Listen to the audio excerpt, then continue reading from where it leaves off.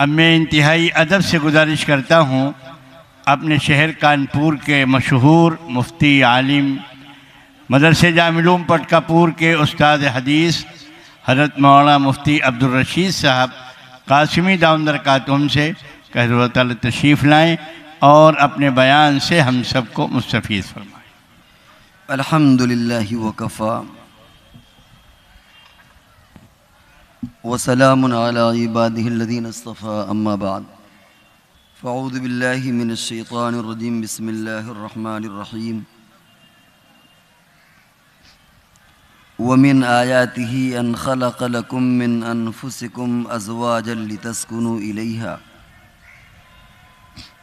وجعل بینکم مودۃ ورحمہ۔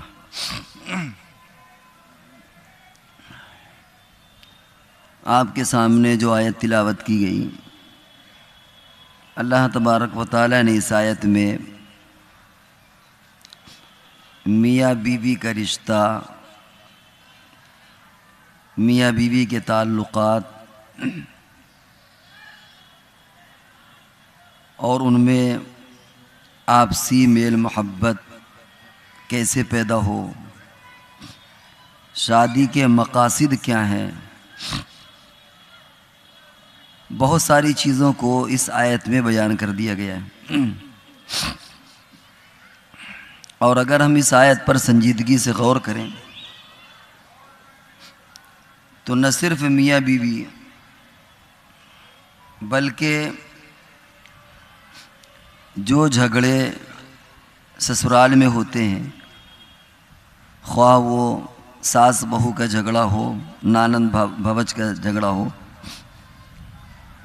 اس آیت کو اچھی طرح سمجھنے کے بعد ہمیں ان جھگڑوں کو کم کرنے میں ہمیں مدد ملے گی۔ ابھی کچھ مہینے پہلے سیرت صحابہ کا جلسہ ہوا تھا، اس میں بھی مستورات میں احقر کا تھوڑی دیر بیان ہوا، اور پھر کچھ لوگوں کی طرف سے مطالبہ یہ ہوا کہ اسی طرح کا بیان یا وہی بیان یا اس سے ملتا جلتا بیان پھر دوبارہ کر دیا جائے تاکہ چیزیں ذہن نشین ہو جائیں۔ تو لتسکنوا الیہا، اللہ تعالیٰ فرماتے ہیں کہ اللہ کی نشانیوں میں سے ہے کہ ہم نے تم سے تمہارا جوڑا پیدا کیا تاکہ تمہیں سکون حاصل ہو، شوہر کو بیوی کے ذریعے سکون حاصل ہو اور بیوی کو شوہر کے ذریعے سکون حاصل ہو۔ اس آیت میں اللہ نے جو شادی کا مقصد بیان فرمایا ہے وہ دراصل سکون کو قرار دیا ہے، یا یہ نہیں فرمایا کہ اسے امور خانہ دانی بہت اچھی طرح اسے آتی ہوں، کھانا بہت اچھا پکا لیتی ہو، گھر کو مینٹین بہت بڑھیا کر لیتی ہو، بلکہ مقصد بیان کیا کہ تم دونوں کو ایک دوسرے سے سکون حاصل کرو۔ اور ظاہر ہے کہ شادی ہونے کے بعد ایک جوان مرد کو اور ایک عورت کو ظاہر ہے کہ ایک دوسرے کے بغیر سکون میسر نہیں آتا۔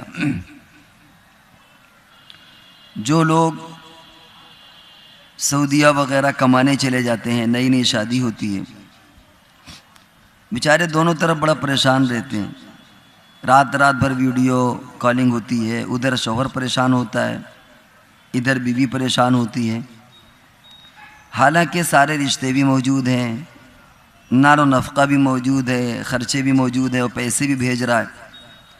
معلوم یہ ہوا کہ دونوں کے ایک دوسرے کے ساتھ رہنے میں جو سکون میسر ہے وہ علیحدگی میں سکون میسر نہیں ہے۔ جو ہماری مائیں بہنیں شادی شدہ ہیں یا شادی کے قریب ہیں وہ ہماری اس بات کا اشارہ آسانی سے سمجھ سکتی ہیں کہ اس آیت میں کن باتوں کی طرف اشارہ کیا گیا ہے۔ لہذا اگر ہمیں گھر میں سکون چاہیے تو ہمیں میاں بیوی کے رشتوں کو بہتر بنانے کی ضرورت ہے.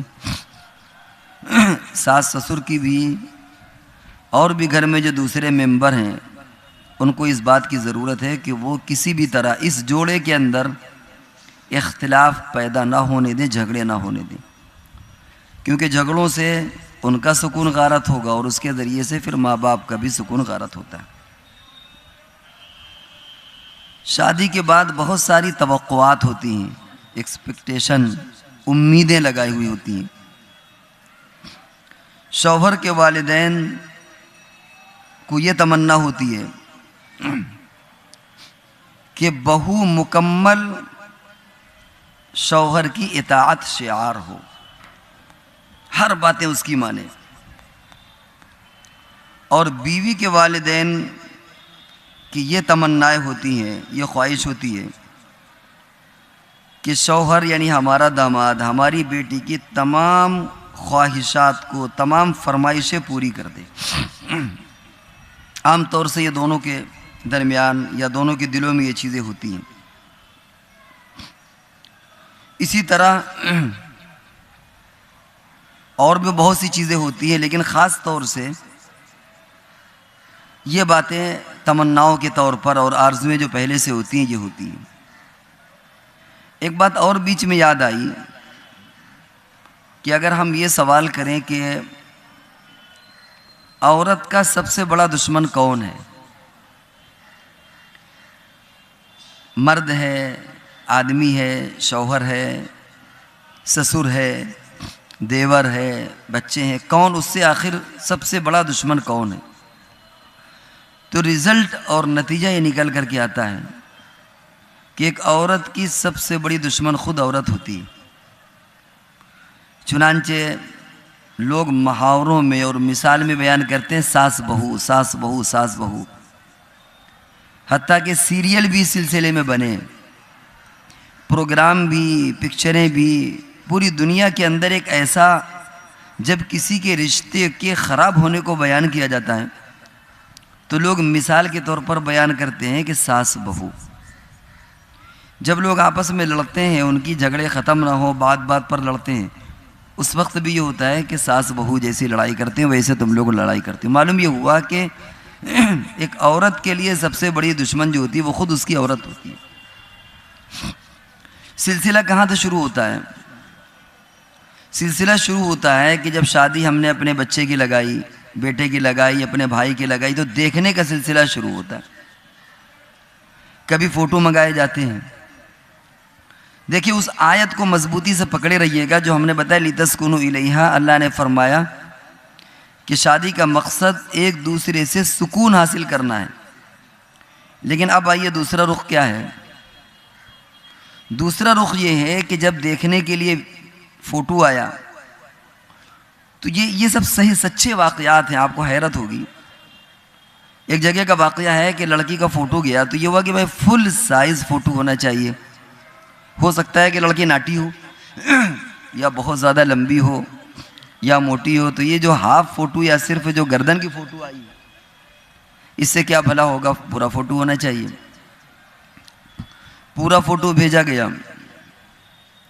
اس کے بعد لڑکی نے حجاب پہنے ہوئے تھی تو یہ کامنٹ ہوا کہ صاحب حجاب پہنے ہوئے ہیں کہ ہو سکتا ہے بال چھوٹے ہوں یا اللہ جانے بال تو ذرا سا سر کھول کر کے ہو.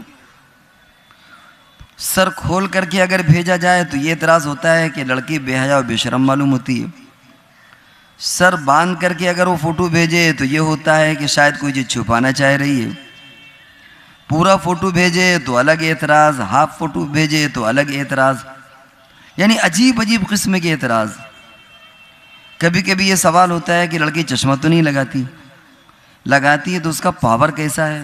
یا اللہ، ایسی تحقیقات کی جاتی ہے کہ جیسے وہ کوئی اللہ کی پیدا کی ہوئی بندی نہیں ہے بلکہ وہ کوئی ایسا مجسمہ ہے جسے لیبورٹری میں پیش کیا جانا ہے تاکہ جتنے ڈاکٹر ہیں اس پر ڈاکٹری کریں اور ہر اعتبار سے اس کے اندر نقص نکالیں کہ اس میں یہ کمی ہے، یہ کمی ہے، یہ کمی ہے، یہ کمی ہے، یہ کمی. ارے بھائی سوچنا چاہیے کہ اللہ کی پیدا کی ہوئی بندی ہے، اللہ نے اسے خاص استعداد دے کر کے بھیجا ہے. ہر بندے کے اندر کچھ خامیاں ہوتی ہیں، کچھ خرابیاں ہوتی ہیں، کچھ اچھائیاں ہوتی ہیں. کوئی بھی دودھ کا دھلا نہیں ہے، ایک چیز اچھی ہوتی ہے تو دوسری چیز بری ہوتی ہے۔ خود حدیث میں آتا ہے کہ تمہاری بیوی ہو یا تمہارا شوہر، اگر تمہیں ناپسند ہے تو تم غور کر کے دیکھو، کوئی خوبی اس میں ایسی بھی ہوگی جو تمہیں اچھی لگے گی۔ تو اگر اس کی ایک حرکت، ایک خوبی، وہ میاں ہو یا بیوی ہو، اگر ناپسند ہے تو وہیں پر دوسری چیز ایسی ہوگی کہ جو پسند ہے۔ لہذا آدمی تسلی حاصل کرنا چاہیے، وہ چاہے مرد ہو چاہے عورتیں ہوں۔ یہاں سے سلسلہ شروع ہوتا ہے۔ ادھر جس بچی کی شادی ہونا ہوتا ہے وہ کن حالات کا شکار ہوتی ہے؟ وہ ان حالات کا شکار ہوتی ہے کہ ماں اسے تنبیہ کرتی ہے بات بات پر کہ بیٹا دیکھو روٹی پکانا سیکھ لو، اس لیے کہ تمہیں سسرال میں روٹی ایسی پکانا پڑے گی۔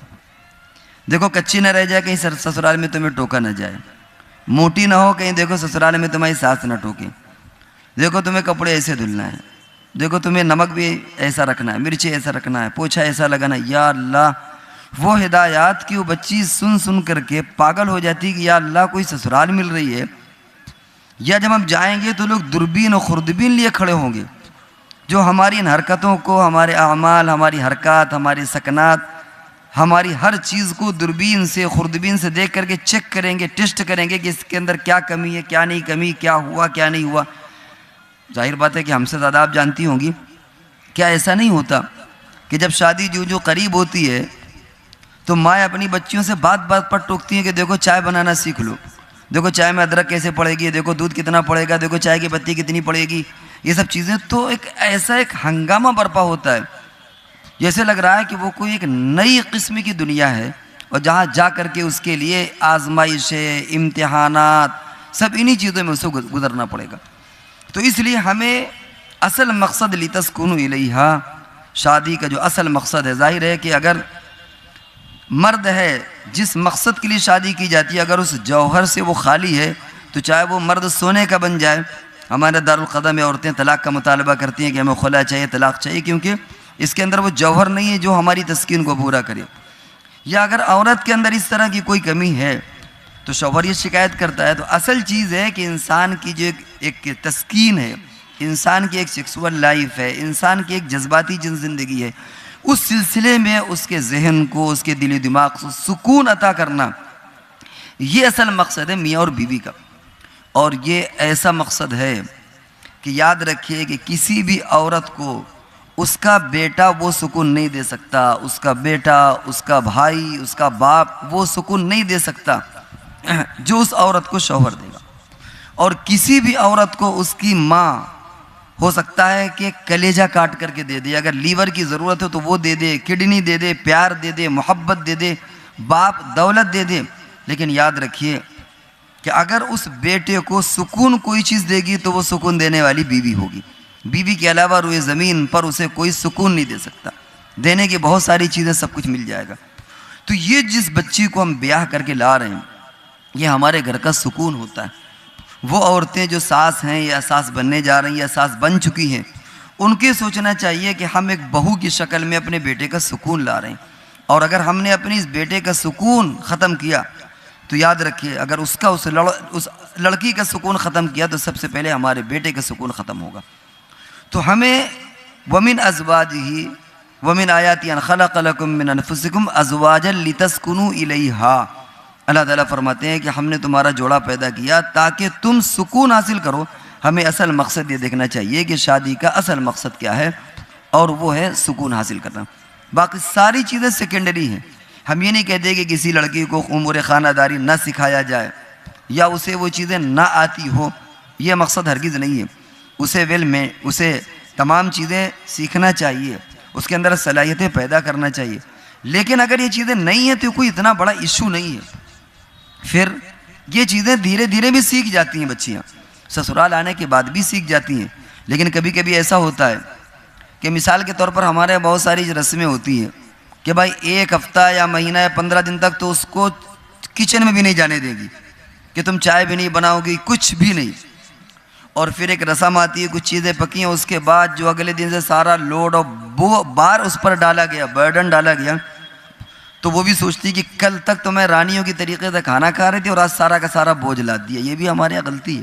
یہ سب رسومات ہیں کہ صاحب ابھی تو چھوائی نہیں ہوئی، ابھی تو کچھ نہیں ہوا اور اب آج یہ اولیاء یا یہ پکے گا فلاں پکے گا اور آج کے بعد اب صاحب بیگم صاحبہ جو ہیں وہ اب کچن میں نکلیں گی اور نئی نئی ڈشز بنا کر کے دے گی. یہ ہمارے یہاں کی غلطیاں ہیں بھائی.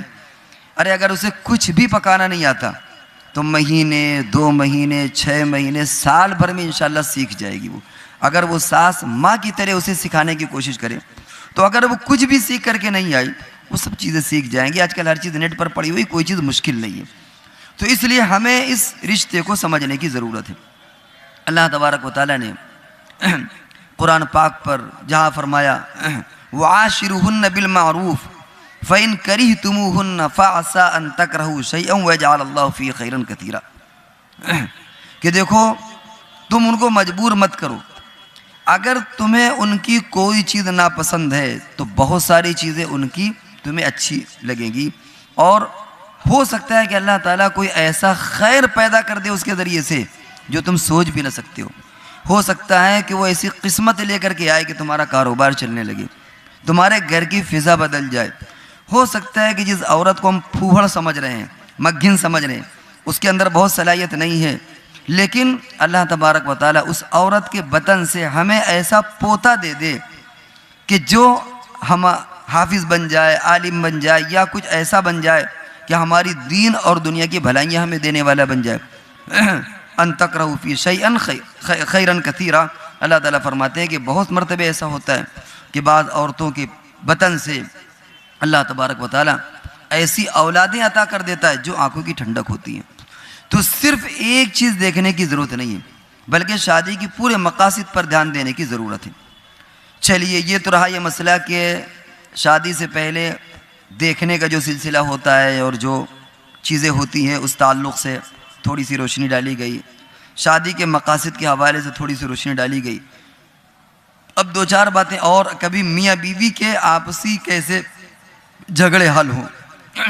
ہوتا ہے جہاں پر 4 برتن ہوتے ہیں کھٹ پٹ ہو جاتی ہے. یہاں پر اول تو یہ کہ بیوی کو شوہر کے ساتھ رہنے پر, یعنی والدین کے شوہر کے ساتھ رہنے پر کوئی ایک دوسرے کو مجبور نہیں کیا جا سکتا. ایک الگ تفصیل ہے, اس کو آپ علماء سے پوچھ لیں کہ شرعی حقوق کیا ہیں, لیکن کم سے کم اتنا ضرور ہے کہ اس کے لیے پرائیویسی اس کی برقرار رہے. کم سے کم اس کے پاس کوئی ایسا روم ہو کہ جہاں اس کی پرائیویسی برقرار ہو. باقی یہ کہ الگ رہنا, ساتھ رہنا, اس وقت یہ ایشو نہیں ہے. وہ ہر آدمی کے حالات الگ ہوتے ہیں. کبھی بڑا بیٹا ہوتا ہے, کبھی چھوٹا بیٹا کی شادی ہوتی ہے, کبھی گھر کے سیٹ اپ ایسے ہوتے ہیں. تو بٹوارا ہونا, الگ ہونا نہ ہونا, یہ سین ایسا نہیں کہ اس کا کوئی لگا بندھا ضابطہ ہو, بلکہ اس کو تو آپسی مشورے سے, علماء کے مشورے سے اس کو ہر گھر کے افراد اس کو طے کر سکتے ہیں. وہ ہمارے اس وقت کا موضوع نہیں ہے. لیکن کبھی کبھی میاں بیوی میں آپس میں مس انڈرسٹینڈنگ ہو جاتی ہے. ایسے موقع پر کیا کرنا چاہیے؟ ایسے موقع پر یہ کرنا چاہیے کہ سب سے پہلے بیٹھ کر کے خود کوئی رائے قائم کرنا چاہیے. میاں بیوی بیٹھ کر کے خود فیصلہ کریں اور اپنے والدین کو تھوڑا دور رکھیں کہ وہ مداخلت زیادہ نہ کریں. دیکھیں احترام دونوں کا کرنا ہے. ایک شوہر کی ذمہ داری ہے کہ اپنی بیوی کے ماں باپ کا احترام کرے جس طرح وہ اپنے ماں باپ کا احترام کرتا ہے. حدیث میں آتا ہے کہ انسان کے 3 باپ ہوتے ہیں. ایک جو اصلی باپ ہوتا ہے, نسلی باپ ہوتا ہے, ایک جو استاد ہوتا ہے, اور ایک سسر, وہ چاہے لڑکی ہو اور چاہے لڑکا ہو. یہ سسر یہ بھی باپ ہوتا ہے. ساس یہ بھی مائیں کا درجہ اختیار کرتی ہیں. تو اس لیے شوہر ہو یا بیوی, ایک دوسرے کے رشتہ داروں کا حد درجہ احترام کرنا چاہیے, اکرام کرنا چاہیے. اس سے کیا ہوتا ہے, دونوں کے دل کے اندر ایک دوسرے کا احترام اور جذبہ پیدا ہوتا ہے. اگر ساس سسر آئے اور شوہر نے ان کا پرتباک استقبال کیا اور احترام کیا تو کہنے کی ضرورت نہیں, خود بیوی کے دل میں اپنے شوہر کی محبت پیدا ہو. اور اگر شوہر کے ماں باپ کا بیوی احترام کرے تو کہنے کی ضرورت نہیں, آٹومیٹک شوہر کے دل میں بیوی کی محبت پیدا ہوگی. لیکن آپسی جھگڑوں میں تھوڑی دیر ماں باپ کو دور رکھیں کہ وہ دخل اندازی مت کریں, پہلے خود اسے حل کرنے کی کوشش کریں. اس کے بعد علماء کے پاس اس مسئلے کو لے جائیں, اپنے مسجد کے امام ہوں یا علماء, ان کے پاس لے جا کر کے اس مسئلے کو حل کریں. جب چیز ناقابل برداشت ہو جائے تب پھر والدین کو لانے کی, بیچ میں ڈالنے کی ضرورت ہے. ورنہ میاں بیوی خود اس مسئلے کو ٹیکل کریں, خود اس کو حل کرنے کی کوشش کریں کہ ہمیں اس کو کیسے حل کرنا ہے۔ اسی طرح ایک مسئلہ اور پیدا ہوتا ہے کبھی کبھی کہ لڑکی کے والدین کبھی کبھی مدد کرتے ہیں، اچھی بات ہے، مدد کرنا چاہیے، لیکن بعد میں احسان بھی جتا دیتے ہیں، تو گویا سارا کیے کرے پر پانی پھیر دیتے ہیں۔ کبھی بغیر خواہش کے بھی مدد کرتے ہیں، اور کبھی ایسا ہوتا ہے کہ پھر ہاتھ تنگ ہو جاتا ہے۔ لہذا ضرورت سے زیادہ ہمدردی کی ضرورت نہیں ہے۔ یہ میرا جملہ اس پس منظر میں ہے کہ دیکھیں، ہر باپ کو، ہر ماں کو اپنے بیٹی سے محبت ہوتی ہے، لیکن کبھی کبھی سخت دل بننا پڑتا ہے، پتھر رکھنا پڑتا ہے۔ ہر ایک کی ایک اپنی قسمت ہوتی ہے، کیونکہ اگر آپ نے شروع سے بہت زیادہ ہاتھ کھول دیا تو پھر شوہر کا بھی مزاج خراب ہو جاتا ہے، اس کے اندر لالچ پیدا ہونے لگتی ہے۔ پھر جب بیوی کے گھر والے ہاتھ کو ٹائٹ کرتے ہیں تو پھر اختلافات پیدا ہوتے ہیں، کیونکہ مزاج خراب ہو چکا ہے۔ پھر شوہر کہتا ہے یہ لے کر کے آؤ، وہ لے کر کے آؤ، اور تم اپنی ماں سے بھی لے سکتی ہو اور ابا سے بھی تو لے سکتی ہو، یہ تو مزاج خراب ہو گیا۔ لہذا ہمدردی ہوتی ہے، دعائیں کرتے رہیں، سمجھاتے رہیں، لیکن بہت زیادہ ہاتھ کھولنے کی ضرورت نہیں ہے۔ ان تمام چیزوں میں بھی بڑی نزاکت کی ضرورت ہوتی ہے۔ اسی طریقے سے لڑکا ہو یا لڑکی، کوئی بھی خود اپنی بیٹی پر بیجا دباؤ مت ڈالیں۔ مائیں اپنی بیٹیوں کو سمجھائیں کہ دیکھو شوہر کو کیسے ڈیل کرنا ہے، کیسے اس کے ساتھ مینیج کرنا ہے، کیسے اس کے ساتھ ایڈجسٹ کرنا ہے۔ اور اسی طرح لڑکے کے ماں باپ اس کو سکھائیں کہ دیکھو تم کو کیسے اپنے سسرال والوں کے ساتھ، تم کو بیوی کے ساتھ کیسے ٹیکل کرنا ہے، کیسے مینیج کرنا ہے، کیسے ایڈجسٹ کرنا ہے۔ کیونکہ ہم جب سے پیدا ہوئے ہم نے آج تک کمپرومائز کیا ہے، تو شادی میں بھی کمپرومائز کرنا ہے، شادی کے بعد جو حالات پیدا ہوں اس پر بھی کمپرومائز کرنا ہے۔ وہ کیسے؟ ہم جب بچہ پیدا ہوتا ہے، اس کے بعد جب ہوش سنبھالتا ہے تو ساری تمنائیں اس کی نہیں پوری ہوتی۔ وہ کبھی جاتا ہے، ابا لے کے جاتے ہیں چلو تم کو کپڑے دلائیں، وہ کہتا ہے یہ لیں گے، باپ کہتا ہے نہیں تجھے یہ لینا پڑے گا، اور اگر کبھی ضد کرتا ہے تو کہے 2-4 لگا بھی دے اس کے۔ اسی طرح جب جوتے چپل لینے کا نمبر آتا ہے، لڑکا کہتا ہے ہم یہ لیں گے، باپ کہے گا نہیں یہ دلائیں گے، تو دیکھیں ہمیں اپنا من مارنا پڑا، کمپرومائز کرنا پڑا۔ اسی طرح پھر تعلیم کا مسئلہ آتا ہے، ہم کچھ پڑھنا چاہتے ہیں، باپ کچھ کرانا چاہتا ہے، ہماری کچھ تمنائیں۔ تو پتہ یہ چلا کہ ہمیں بچپن سے لے کر کے ہماری پوری زندگی کمپرومائز سے گزر رہی ہے، ہمیں قدم قدم پر ہر ایک سے کمپرومائز کرنا پڑتا ہے۔ تو اگر شوہر بیوی سے اور بیوی کے گھر والوں سے، اور بیوی شوہر اور اپنے ساس سسر سے اگر کمپرومائز کرے، ایڈجسٹ کرے، تو کیا نہیں ہو سکتا۔ نیلسن منڈیلا کا آپ نے نام سنا ہوگا، ساؤتھ افریقہ کا، جس نے آزادی دلائی اور بہت ساری اس کی قربانیاں ہیں۔ اس نے اپنی قوم کو یہ سمجھایا کہ ان انگریزوں کے ساتھ تمہیں کیسا سلوک کرنا ہے۔ ایک وقت آیا کہ ان کالوں پر بڑا ظلم ہوا، بالآخر ان کا اقتدار آیا، حکومت آئی۔ اس کے بعد انگریزوں نے یہ سوچا کہ اب ہمارا کیا ہوگا اس ملک کے اندر، ساؤتھ افریقہ کے اندر۔ لیکن بڑی سمجھدار قوم ہے، انہوں نے اپنی کمیونٹی کو جمع کیا اور یہ کہا دیکھو کمپرومائز اور ایڈجسٹمنٹ کے علاوہ کوئی چارہ ہمارے لیے نہیں، اتنی بڑی تعداد ہم ملک کو چھوڑ کر کے نہیں جا سکتے، ہمارا یہاں کاروبار ہیں، ہمارے اسکول چل رہے ہیں، ہمارے یہاں جائیدادیں، کہاں چھوڑ کر کے جائیں گے؟ تو ایسا کرتے ہیں کہ کمپرومائز کریں۔ وہ کیسے؟ وہ یہ کہ ہم اپنے اسکول کھولیں گے اور اس اسکول میں ان کالوں کو پڑھائیں گے، افریقہ والوں کو پڑھائیں گے، دکانیں کھولیں گے، ان کے ساتھ نرمی کا معاملہ کریں گے۔ وہی ایڈجسٹمنٹ کرنا، ایڈجسٹ کرنا، آدمی کہتا ہے نا بھیا ایڈجسٹ کر لو یار، ایڈجسٹ کر لو یار، کمپرومائز کر لو۔ چنانچہ آج دیکھیے اتنا زمانہ ہو گیا، عزت کے ساتھ آج بھی ساؤتھ افریقہ میں انگریز رہ رہے ہیں، کیوں؟ انہوں نے کمپرومائز کیا۔ تو معلوم یہ ہوا کہ جب ہم کمپرومائز کریں گے، مثال کے طور پر دیکھیں، ہر سسرالی رشتوں میں ہر آدمی آپ کے من کے مطابق نہیں ملے گا۔ ہو سکتا ہے کہ شوہر بہت اچھا ہو تو کچھ ساس کے اندر کوئی کمی ہو سکتا ہے کہ ساس بہت اچھی ہو تو شوہر کے اندر کوئی آپ کو خامی نظر آئے، ہو سکتا ہے یہ دونوں اچھے ہیں تو ننند کوئی ایسی مل جائے، سب اچھے ہوں تو سسر میں کوئی ایسا مل جائے، یہ سارے اچھے ہیں تو کاروباری اعتبار سے کوئی دقت ہو، کاروبار اچھا ہے تو یہ ٹینشن۔ کہیں پر بھی جنت کے علاوہ کوئی ایسی جگہ نہیں کہ آپ کی ساری تمنائیں پوری ہو جائیں۔ سمجھ رہے ہیں؟ وہ جنتی ایک ایسی جگہ جہاں ساری تمنائیں پوری ہوں گی. تو کہیں نہ کہیں ایسا ہوتا ہے سسرال میں کہ آدمی کی ہر خواہش پوری نہیں ہوتی, ساری چیزیں من کے مطابق نہیں ہوتی. وہاں کیا کرنا پڑتا ہے؟ وہاں کمپرومائز کرنا پڑتا ہے. تو ماں باپ کی ذمہ داری کہ بہت زیادہ لاڈ پیار نہ دکھائیں. پہلے تو دیکھیں لاڈ پیار دکھاتے ہیں اور اللہ نہ کرے اگر طلاق ہو گئی, ہمارے یہاں دارالقضا میں کیس آتے ہیں, تو پھر وہی ماں باپ اس لڑکی کو رکھنے کو تیار نہیں ہوتے. پہلے تو بھائی آ جاتے ہیں بہت سگا بن کر, سگے ہوتے بھی ہیں وہ, لیکن اللہ نہ کرے اگر کوئی ایسی بات ہو جائے اور یہ لڑکی گھر بیٹھ جائے تو وہی بھائی اور وہی بھاوج مخالف ہو جاتی ہیں, جو کل تک آئے تھے لڑنے کے لیے اور یہ کر دیں گے وہ کر دیں گے. اور آج اگر کہیں اللہ نہ کرے کوئی گھر خراب ہو گیا, طلاق کی نوبت آ گئی, تو چاہے باپ ہو یا بھائی گھر میں رکھنے کو تیار نہیں ہوتے. تو یاد رکھیے کہ عورت کی سب سے زیادہ عزت خود اس کے اپنے گھر میں ہے. گھر سے مراد شوہر کے گھر میں. ایک عورت گھر میں شوہر کے نہ رہنے کے بعد وہ ایک یتیم ہو جاتی ہے. سب سے بڑا سہارا جو ہوتا ہے وہ ایک عورت کے لیے شوہر ہوتا ہے. اب آپ کہیں گے کہ صاحب یہ تو آدمی ہے, مرد ہے, اس لیے اپنے مطلب کی باتیں کر رہے ہیں. نہیں, بات ایسی نہیں ہے. آپ اس گہرائی پر غور کریں. ہم آپ کو قرآن اور حدیث کے دلائل آپ کے سامنے دیں گے. ہم ظاہر بات ہے کہ اللہ تبارک و تعالیٰ کے لیے تو مرد عورت سب برابر ہیں, اللہ نے سب کو پیدا کیا ہے. آپ یہ بتائیے کہ اگر بیوی انتقال کر جائے تو شوہر کے لیے عدت ہے؟ عدت نہیں ہے. لیکن اگر شوہر کا انتقال ہو جائے تو بیوی کے لیے عدت ہے. کیوں عدت ہے؟ سوگ ہے. اسی لیے کہ اتنا بڑا سہارا اس سے چھنا ہے کہ اولاد کے مرنے پر بھی عدت نہیں ہے, لیکن شوہر کے مرنے پر عدت ہے, کیونکہ بہت بڑا سہارا اس کا کھو گیا. جس طریقے سے بچے یتیم ہو جاتے ہیں, عورت بیوہ ہو جاتی ہے. لفظ بیوہ خود ایک بڑا زبردست عجیب قسم کا لفظ ہے.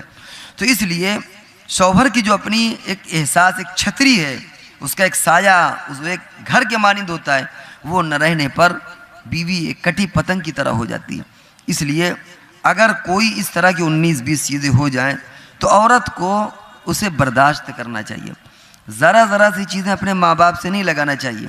جس کو ہم کہتے ہیں ہگنی متنی, ذرا سی چیزیں لگا دیا گھر میں ہر وقت فون پر. بلکہ وہ مائیں اپنی بچی کا بیڑا غرق کر رہی ہوتی ہیں, جو یہ کہتی ہیں کہ دیکھو جو کچھ وہ ہم سے بتایا کرنا, اور دیکھو دب کر کے مت رہنا, اور دیکھو ایسا مت کرنا. سچی بات یہ ہے کہ ان کو تجربے کا, ان کو تربیت کا سلیقہ نہیں ہے. دیکھیں, پھانسی نہیں ہو جائے گی, مار نہیں ڈالا جائے گا, اگر وہ یہ سمجھائیں کہ بچی صبر کرو, ان اللہ مع الصابرین, اللہ تبارک و تعالیٰ صبر کرنے والوں کے ساتھ ہے. صبر کا جو صلہ ہے وہ زندگی میں, وہ دنیا میں کسی اور چیز کا صلہ نہیں ہے. ظاہر ہے کہ ہر زمانے اس طرح کے نہیں ہوتے, کچھ دن کی بات ہوتی ہے, اس کے بعد ساری چیزیں نارمل ہو جاتی ہیں, جس کو ہم کہتے ہیں سب کچھ ٹھیک ہو جاتا ہے, لیکن کچھ دن برداشت کرنے کی ضرورت ہے. تو کیا مائیں اپنی بچیوں کو یہ سمجھا نہیں سکتی کہ فرض کر لو, کنسیڈر کر لو کہ تمہیں جیل ہو گئی ہے, تھوڑا صبر تو کر لو, انشاءاللہ کہ رہائی ملے گی, تمہارے اچھے وقت اور اچھے حالات آئیں گے. صبر پر یاد آیا, رسول اللہ صلی اللہ علیہ وسلم کو معراج ہوئی. معراج کا یہ مہینہ بھی چل رہا ہے. آپ نے کبھی غور کیا کہ آپ کو معراج کیوں ہوئی, کس چیز کا صلہ دیا گیا؟ معراج جو ہے وہ آپ کو صبر کا صلہ دیا گیا, کیونکہ آپ پر اس سال 3 حادثات بہت بڑے ہوئے. ایک تو آپ کی جانثار بیوی شریک حیات حضرت خدیجہ الکبریٰ رضی اللہ تعالیٰ عنہ کا انتقال ہوا ہجرت سے 1 سال پہلے. دوسرا صدمہ آپ کو یہ لگا کہ آپ کے چچا جو ہر طرح آپ کا ساتھ دیتے تھے, ان کا انتقال ہوا, خواجہ ابو طالب. آپ نے صبر کیا.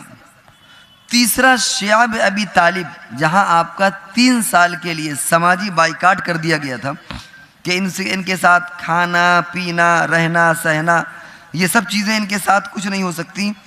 تو یہ سماجی بائیکاٹ کیا گیا تھا, 3 سال کے لیے سماجی بائیکاٹ ہوا تھا, اس پر آپ نے صبر کیا. اس کو آپ نے عام الحزن قرار دیا. آپ نے فرمایا کہ یہ عام الحزن ہے, غم کا سال. اللہ تبارک و تعالی نے ان صدمات کی وجہ سے اور اس کے بدلے میں جو آپ نے صبر کا مظاہرہ کیا, اس کا بدلہ اللہ نے آپ کو معراج دیا. یہ جو ہم دیکھتے ہیں معراج, یہ معراج اسی کا صلہ ہے کہ اے محبوب, ہم آپ کو ایسی چیز دیں گے, ایسی نعمت دیں گے جو آپ کے تمام صدمات کو بھلا دے گا. تو اگر مائیں اپنی بچیوں کو سمجھائیں کہ دیکھو تھوڑا ایڈجسٹ کر لو، تھوڑا برداشت کر لو، صبر کا پھل میٹھا ہوتا ہے، تو اللہ کی ذات سے امید ہے اچھا صبر ہوتا، ظاہر بات ہے کہ ہم لوگ کہتے ہیں کہ صبر بڑا کڑوا ہوتا ہے، پھل میٹھا ہوتا ہے، تو ہمیں صبر کرنے کی ضرورت ہے۔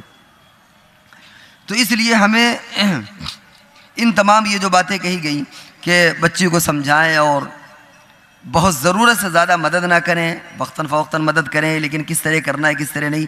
کبھی ایسا ہوتا ہے کہ مدد کرنے میں پھر شوہر پر بیوی احسان جتانے لگتی ہے کہ ارے جاؤ ہم اپنے گھر سے تو خرچہ پورا کرتے ہیں، جاؤ فلاں وقت پر تو ہم نے، تو اس سے کیا ہوتا ہے شوہر کا دل پھٹ جاتا ہے، ٹوٹ جاتا ہے۔ کبھی تو یہ کہتا ہے بھائی ہم نے تو نہیں کہا تھا، تم نے خود لا کے دے، احسان جتا رہی ہو، تو بلا وجہ کے جھگڑے پیدا ہوتے ہیں۔ لہذا ہمیں ان تمام چیزوں سے اپنے آپ کو بچانے کی ضرورت ہے۔ اسی طریقے سے اور اختلافات کا بھی پچھلے بیان میں بھی ہم نے یہ بات کہی، مثال کے طور پر اب شادی ہوئی، شادی کے بعد جو خوشخبری کا معاملہ ہوتا ہے، بچے کی ڈیلیوری کا مسئلہ ہے، اب اختلاف کیا ہوتا ہے کہ کس جگہ پر ہم ڈیلیوری کرائیں، اس میں بھی اختلاف ہوتا ہے۔ دیکھیں ہم اپنی بہو کو تو چاہتے ہیں کہ فیض عام میں ہو جائے، نارمل جگہ پر ہو جائے، لیکن اپنی لڑکی کے بارے میں سوچتے ہیں کہ صاحب پرکھر میں ہو، مدراج میں ہو اور فلاں جگہ پر ہو، اور ظاہر ہے کہ زمین آسمان کا فرق ہے، کہیں 15-20 ہزار میں ہوگا اور کہیں 60-70 ہزار روپے لگتے ہیں۔ تو اب یہاں پر اختلافات ہونا شروع ہو جاتے ہیں۔ یہاں پر یہ دیکھیے کہ شوہر کی پاکٹ کتنی ہے، اس کی جیب، اس کی پاکٹ الاؤ کر رہا ہے، کر رہی ہے کہ نہیں، کیا اس کا اسٹینڈرڈ ہے، لیونگ اسٹینڈرڈ کیا ہے، اخراجات کیا ہیں، کمائی کیا ہے، یہ تمام چیزیں رکھ کر کے کوئی فیصلہ کیا جائے گا۔ نہ ایسا ہو کہ لوگ تانا دیں اور نہ اتنا ہو کہ لوگ فضول خرچی کا تانا دیں۔ اس لیے یہاں پر بھی کبھی کبھی اسپتال کے انتخاب میں بھی یہ دقتیں پیدا ہوتی ہیں، اور کبھی کبھی یعنی لڑکی کے ماں باپ اور لڑکے میں یا لڑکے کے گھر والوں میں کبھی کبھی اس بات کو لے کر کے بھی اختلاف ہو جاتا ہے کہ صاحب یہاں دکھائیں گے اور وہ کہتا ہے وہاں دکھائیں گے۔ اسی طریقے سے جب بچے کی پیدائش ہو گئی، یہ چھوٹی چھوٹی چیزیں ہیں لیکن بہت بڑی بن جاتی ہیں۔ پھر بچے کا بوتل سے لے کر کے اس کے ڈائپر سے لے کر کے وہاں اختلافات شروع ہوتے ہیں۔ شوہر یہ چاہتا ہے کہ ماں اپنا دودھ پلائے، باہر کا دودھ مہنگا پڑتا ہے، اور کبھی کبھی لاجک اور منطق پیش کی جاتی ہے کہ وہ بیماریوں سے لڑنے کی صلاحیت نہیں پیدا ہوتی، اور وہ ایسا ہے کہ وہ بچہ کمزور ہو جاتا ہے، ایسا ہے ویسا ہے۔ اور کبھی نیت ہوتی ہے کہ اسی بہانے کم سے کم اگر ماں اپنا دودھ پلائے گی باہر کا خرچہ بچے گا۔ کبھی دودھ ہوتا ہی نہیں ہے۔ یہ ساری چیزیں بہرحال ہم سے زیادہ آپ سمجھ سکتی ہیں ان تمام چیزوں کو، اس پر بھی جھگڑے پیدا ہوتے ہیں۔ حتیٰ کہ جو ڈائپر باندھا جاتا ہے اس پر بھی جھگڑے پیدا ہوتے ہیں۔ شوہر یہ کہتا ہے کہ کم باندھے جائیں، بیوی یہ چاہتی ہے کہ زیادہ، حالانکہ اس پر بھی دقتیں ہوتی ہیں۔ بھائی اگر ہم جوان ہیں، ہاتھ پیر چلتے پھرتے ہیں، اگر ہم ڈائپر باندھیں، اسی میں پیشاب کریں، اسی میں پاخانہ کریں، چند گھنٹے رہیں، کتنی الجھن ہوگی، اس میں کیا کیا سب گد بن جاتی ہے، اسکن خراب ہو جاتی ہے، اور کتنی کھجلی ہوتی ہے۔ لیکن بیچارہ معصوم بچہ ہے، معصوم بچی، وہ کس کو کیا بتائے، بیچارہ پڑا ہوا ہے، پڑی ہوئی ہے بچی۔ لیکن اپنی تن آسانی کے لیے یہ سارے اخراجات بھی کیے جاتے ہیں۔ جو چیز لنگوٹی پھالی چھوٹی چھوٹی چیزیں یعنی پر ڈے کا خرچہ مثال کے طور پر 10-15 روپے، بھائی وہ گندی ہو جائے آپ دھل لیجئے، سکھا لیجئے، تھوڑے سے خرچہ یا کم سے کم دن میں 1-2 بار استعمال کر لیجئے، پتہ چلا 10 استعمال ہوتی ہیں، ہر 2-3 گھنٹے 4 گھنٹے میں بدلنا پڑتا ہے۔ تو اب یہ کہیں سے کہیں خرچہ پہنچ جاتا ہے، مہینوں کا خرچہ کئی ہزار ہو جاتا ہے۔ تو کبھی کبھی اس پر بھی یہ ان چیزوں میں بھی توازن قائم نہیں رہتا، لہذا ان چیزوں میں بھی توازن قائم کرنے کی ضرورت ہے۔ اسی طریقے سے اللہ تبارک و تعالی نے فرمایا ہن لباس لکم وانتم لباس لہن، کہ دیکھو تم ان کے لیے لباس ہو اور وہ تمہارے لیے لباس ہے۔ اور لباس کا کام کیا ہوتا ہے؟ ایک دوسرے کی ستر کو چھپانا، راحت پہنچانا، عیب کو چھپانا۔ اسی طرح شوہر کی ذمہ داری ہے کہ بیوی کا اگر کوئی عیب ہو، جسمانی عیب ہو، روحانی عیب ہو، ظاہری عیب ہو، باطنی عیب ہو، اس پر پردہ ڈالے، کسی کو مت بتائے، نہ اپنے ساتھیوں سے نہ اپنے گھر والوں سے۔ اور اگر شوہر کے اندر اس طرح کا کوئی عیب ہے تو بیوی کی ذمہ داری تو کہ وہ کسی کو نہ بتائے۔ دیکھیں وہ عیب جو قابل برداشت ہے، ایسے عیب ہیں، شراب پی کے آتا ہے شوہر، پہلے تو آپ سمجھائیں، نہ سمجھے تو ظاہر بات ہے کہ آپ اس کو باہر لانا پڑے گا، ماں باپ کے سامنے رکھنا پڑے گا کہ بھائی ہم یہ برداشت نہیں کر سکتے۔ وہ عیب جو شرعی ضابطے میں رہتے ہیں، تو اس لیے ایک دوسرے کے عیب کو چھپانے کی کوشش کریں۔ جیسے لباس چھپاتا ہے، اللہ تبارک و تعالیٰ نے دونوں کو ایک دوسرے کا لباس قرار دیا۔ اسی طریقے سے رسول اللہ صلی اللہ علیہ وسلم نے فرمایا کہ اگر کبھی اختلاف ہو بھی جائے تو دیکھو اس اختلاف کی بھی لمٹ برقرار رکھنا، کہیں اتنا یعنی اختلاف مت بڑھاؤ کہ جب اختلافات ختم ہو تو شرمندگی ہو۔ اور آپ نے تو دوستوں کے تعلق سے فرمایا کہ اتنا زیادہ لگاؤ مت رکھو ایک دوستوں کے تعلق سے، میاں بیوی کا اس سے لینا دینا نہیں ہے کہ جب کبھی اگر مخالفت ہو جائے تو تمہیں شرمندگی ہو کہ یار ہم نے تو سارے راز اس کو دے دیے۔ تو نہ اتنی زیادہ مخالفت کے بعد میں شرمندگی ہو، اور نہ اتنا زیادہ گھسنا ایک دوسرے کے ساتھ کہ پھر کیا ہو کہ پھر اگر کبھی اختلافات ہو جائیں تو آدمی ڈرے کہ ہم تو سارے راز ان کو دیے ہوئے ہیں۔ اس لیے ان تمام چیزوں میں بھی اس کی ضرورت ہے۔ اسی طرح اپنی زبان کو میٹھی رکھیں اور جواب دینے میں بہت بہتر جواب دیں۔ اگر کسی کی زبان گندی ہے تو ہم اپنی زبان کو گندا مت کریں۔ مہاتما بدھ کے بارے میں آتا ہے کہ وہ کسی نے ان کو گالی دی، ان کے جو ساتھ میں چاہنے والے تھے انہوں نے کہا کہ ارے یہ لوگ آپ کو گالیاں دے رہے ہیں، خاموش ہیں۔ انہوں نے ایک جواب دیا، انہوں نے جواب یہ دیا کہ ہم نے ان کی گالی کو انہی کو واپس کر دیا، ہم نے اس کو لیا ہی نہیں۔ جواب دینے کا مطلب ہے کہ آپ نے اس کو قبول کر لیا، ایکسیپٹ کر لیا، اور واپس کرنے کا مطلب ہے کہ آپ کوئی ریئیکشن نہ کریں۔ حضرت ابوبکر صدیق رضی اللہ تعالیٰ عنہ کے ایک شخص برا بھلا کہہ رہا تھا، بہت دیر سنتے رہے، بعد میں آپ نے جواب دینا شروع کر دیا۔ حضور علیہ السلام کھڑے مسکرا رہے تھے، جب جواب دینا شروع کیا تو حضور علیہ السلام تو چلنے لگے۔ حضرت ابوبکر رضی اللہ تعالیٰ عنہ فرمایا کہ اللہ کے رسول، عجیب بات تھی، جب تک وہ مجھے برا بھلا کہہ رہا تھا آپ سن رہے تھے، مسکرا رہے تھے، اور جب میں نے ریئیکشن دیا تو آپ چلنے لگے۔ تو فرمایا دیکھو جب تک تم سنتے رہے تو تمہاری طرف سے ایک فرشتہ تھا جو تمہیں دعائیں دے رہا تھا، تمہاری طرف سے وہ اس کو جو کہنا تھا کہہ رہا تھا، لیکن جب تم نے جواب دینا شروع کیا تو وہ فرشتہ چلا گیا، شیطان آ گیا۔ تو جہاں پر شیطان ہو میرا وہاں پر کیا دخل ہے؟ دیکھیں آپ کو اگر گلاس میں کوئی بندہ پیشاب دے، آپ اس پیشاب کو لے لیں، یہ حماقت ہے، اور ایک ہے کہ آپ اس پیشاب کو واپس کر دیں کہ بھائی یہ پیشاب تم اپنے پاس رکھو۔ اسی طریقے سے یہ زبان بھی ایک چمچ ہے، جس طریقے سے کھانا نکالنے کا چمچ ہوتا ہے، اسے زبان باتوں کا چمچ ہے۔ اب اس زبان کے چمچ سے آپ کو کسی نے گالی دی، آپ نے اس کو لے لیا تو گویا اس چمچے سے جو کچھ بھی اس نے دیا اس کو آپ نے ایکسیپٹ کر لیا، اور آپ کوئی ریئیکٹ نہ کریں، کوئی ریئیکشن نہ کریں، تو اس چمچ کو جو زبان سے اسی کے حوالے کر دیا آپ۔ تو ہمیں سمجھداری کا مظاہرہ کرنا چاہیے، اگر کوئی اپنی زبان گندی کر رہا ہے تو ہم اپنی زبان کو گندی مت کریں۔ اسی طریقے سے اور جو باتوں ضرورت ہے وہ یہ کہ بہت زیادہ مطیع اور فرما بردار اس کی تمنائیں مت رکھیں۔ بیوی کو شوہر کے تعلق سے حالانکہ ماں باپ کی تمنا ہوتی ہے بیوی کی، لڑکی کی، کہ شوہر ہر فرمائشیں پوری کرے، تمناؤں، اور جس کو کہتے ہیں کہ دم ہلائے، اور لیکن بہت زیادہ مطیع اور فرما بردار مت چاہیے ورنہ آپ اوب جائیں گی۔ یہی معاملہ شوہر کے لیے بھی ہے کہ شوہر کو بھی اگر بہت مطیع اور فرما بردار بیوی مل جائے تو وہ بھی اوب جائے گی، کیونکہ زیادہ مطیع اور فرما بردار ہونا اور پھر وہ انسان نہیں ہوتا، وہ تو روبوٹ ہوتا ہے۔ جیسے روبوٹ ہوتا ہے نا، وہ ریموٹ سے چلتا ہے، ایسے اگر کسی کا شوہر ریموٹ سے چلے تو وہ اکتا جائے گی۔ ابھی آپ نے سنا ہوگا، شاید پچھلی مرتبہ بھی ہم نے ایک واقعہ بیان کیا کہ سعودی میں ایک عورت نے خلا اپنے شوہر سے لیا صرف اس بنیاد پر کہ اس نے کہا کہ میرا شوہر میرا مطیع اور فرما بردار بہت ہے، میں اس کے ساتھ نہیں رہ سکتی، تو اس کی وجہ سے اس کو خلا لینا پڑا۔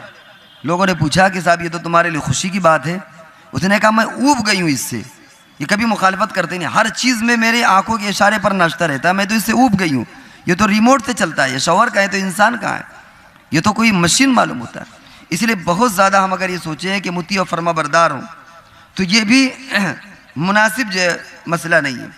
اس لیے ہمیں چاہیے کہ جو باتیں بھی کہی گئی ہیں ان باتوں پر توجہ دے کر کے ہمیں جو شادی کے اصل مقاصد شروع میں بیان کیا گیا تھا کہ وَمِنْ آيَاتِهِ أَنْ خَلَقَ لَكُم مِّنْ أَنفُسِكُمْ أَزْوَاجًا لِتَسْكُنُوا إِلَيْهَا وَجَعَلَ بَيْنَكُم مَّوَدَّةً وَرَحْمَةً، کہ اللہ تبارک و تعالیٰ نے تمہارے لیے پیدا کیا تاکہ سکون پیدا ہو۔ اس بات کو ملحوظ رکھیں تو انشاءاللہ ہمیں زندگی میں قدم قدم پر ہمیں آسانیاں ہوں گی اور ہمیں کسی طرح کا کوئی پچھتاوا نہیں ہوگا اور بعد میں ہمیں کسی طرح کی کوئی دقتیں پیدا نہیں ہوگی۔ لیکن ضرورت اس بات کی ہے کہ ہم ان باتوں کو دھیان سے سنیں اور جو باتیں کہی گئی ہیں اس کو سمجھیں باقاعدہ، اپنی زندگی پر انہیں یعنی اپنانے کی کوشش کریں۔ اگر ہم ان باتوں پر اپنائیں گے، اللہ کی ذات سے امید ہے، تو انشاءاللہ ہمیں اس کے فائدے ہوں گے۔ جو باتیں کہی گئی تھی وہ یہ کہ جو شروع میں ہر گھروں میں کچھ نہ کچھ اختلافات ہوتے ہیں میاں بیوی میں، بیٹھ کر کے محبت سے حل کر لیں، علماء سے، کسی عالم سے اپنے اس مسئلے کو رکھیں۔ والدین زیادہ مداخلت اس سلسلے میں نہ کریں، پہلے ان کو خود آزاد چھوڑ دیں۔ ہاں جب بات بے قابو ہو جائے تو پھر اپنے بڑوں کے سامنے رکھیں۔ چھوٹی چھوٹی باتیں ادھر سے ادھر، ادھر سے ادھر مت کریں۔ اسی طریقے سے لڑکی اور لڑکے کے ماں باپ غیر ضروری دباؤ داماد پر یا بہو پر مت ڈالیں، اور جو اصل مقصد زندگی ہے جس کو قرآن نے بیان کیا لِتَسْكُنُوا إِلَيْهَا، اس بات کی طرف دھیان دیں۔ اپنے خواہش، اپنے مرد کی پاکٹ پر بھی دھیان رہے کہ کتنی اس کی کمائی ہے، کیا ہماری۔ اصل میں یہ گاڑی کی ایک ایسا پہیہ ہے کہ اگر ایک میں پنچر تو کیا ہوا بھی کم ہو جائے نا تو ڈھنگ سے گاڑی چلے گی نہیں۔ اس لیے یہ سب مینیج کرنا ہمارا کام ہے۔ میاں بیوی دونوں گاڑی کے پہیے کی طرح ہیں، اس لیے ہم کوئی ایسا کام نہ کریں کہ اس کے پہیے میں ہوا کم ہو یا پنچر ہو، اور پھر یہ ہماری ازدواجی زندگی آگے نہ چل سکے۔ اور یاد رکھیے، اللہ تبارک و تعالی نے عورت کو بہت صلاحیتوں سے نوازا ہے۔ آپ اگر اسلامی تاریخ دیکھیں، کہیں پر بھی عورت پیچھے نہیں ہے۔ ہم نے اس سلسلے میں 2-4 واقعات بھی پچھلی مرتبہ سنایا تھا، ابھی اس وقت اس کو دہرانے کی ضرورت نہیں ہے، کیسے کیسے غلط فہمیاں پیدا ہوتی ہیں۔ تو اللہ تبارک و تعالی نے جو عورتوں کو نوازا ہے صلاحیتوں سے، کہیں پر بھی اسلامی تاریخ میں اگر آپ دیکھیں تو سب سے پہلے حافظہ قرآن حضرت عائشہ رضی اللہ تعالیٰ عنہ ہے، سب سے پہلے اسلام قبول کرنے والی حضرت خدیجہ الکبریٰ رضی اللہ تعالیٰ عنہ ہے، سب سے پہلے شہید ہونے والی حضرت سمیہ رضی اللہ تعالیٰ عنہ ہے۔ بلکہ اللہ نے اگر مثال بھی دی ہے تو کسی مرد کی مثال نہیں دی، اللہ نے فرعون کی بیوی آسیہ کی مثال دی ہے۔ قرآن پاک میں آپ دیکھیں 29ویں پارے کی آخر کی 2 آیتیں آپ دیکھیے، پڑھیے، 28ویں پارے کی آپ دیکھیے، ضرب اللہ مثلا للذین آمنوا امرأۃ فرعون۔ اللہ تعالیٰ معاشرے کی اصلاح کے لیے جو تمام انسانیت کو مثال کے طور پر بیان کیا، وہ فرعون کی بیوی کو بیان کیا۔ اس لیے ہمیں اپنی صلاحیت پر فخر ہونا چاہیے، ناز ہونا چاہیے کہ ہم اس گھر کے ماحول کو کس طرح بہتر بنائیں گے۔ اگر کچھ 19-20 ہو جائے تو اس سے کمپرومائز کرنا چاہیے، ایڈجسٹ کرنا چاہیے، کیونکہ دونوں ایک دوسرے کا غم بانٹتے ہیں، دونوں مل کر کے گویا ایک گھر کو بہتر انداز میں چلانے کی کوشش کرتے ہیں۔ تو یہ چند باتیں تھی آپ کے سامنے جو کہی گئی ہیں۔ اللہ تبارک و تعالی سے دعا ہے کہ اللہ تعالی ہم سب کو ان باتوں پر عمل کرنے کی توفیق عطا فرمائے۔ وآخر دعوانا ان الحمدللہ رب العالمین۔ سبحان اللہ بحمدہ، سبحانک اللہم بحمدک، نشہد ان لا الہ الا انت، نستغفرک ونتوب الیک۔ سبحان ربک رب العزت عما یصفون، وسلام علی المرسلین، والحمدللہ رب العالمین۔